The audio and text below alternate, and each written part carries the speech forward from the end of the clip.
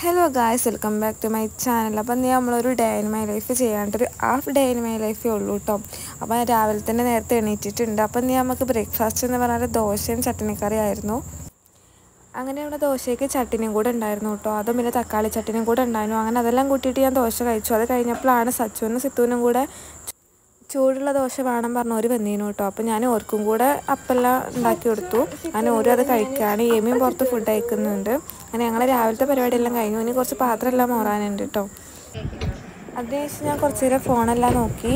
ഇനി നമുക്കിന്ന് ക്ലാസ്സിന് പോകാനുണ്ട് കേട്ടോ. പിന്നെ അങ്ങനെ കുറച്ച് സമയമെല്ലാം പോയി. പിന്നെ ഒരു 11 മണിയായപ്പോഴാണ് ഞാൻ മാറ്റാൻ വേണ്ടി നിന്നത്. 12 മണിക്ക് ക്ലാസ്സിന് കയറാമെന്ന് വിചാരിക്കുന്നുണ്ട്. കാരണം എക്സാമും കാര്യങ്ങളൊക്കെ അടുത്തുകൊണ്ട് തന്നെ കുറച്ച് നേരത്തെ പോകണം. അപ്പം ഞാൻ മാറ്റലെല്ലാം കഴിഞ്ഞ് ഞാൻ പേപ്പറും കാര്യങ്ങളൊക്കെ സെറ്റ് ചെയ്യാണ്, ബാഗിലെല്ലാം വെക്കുകയാണ്.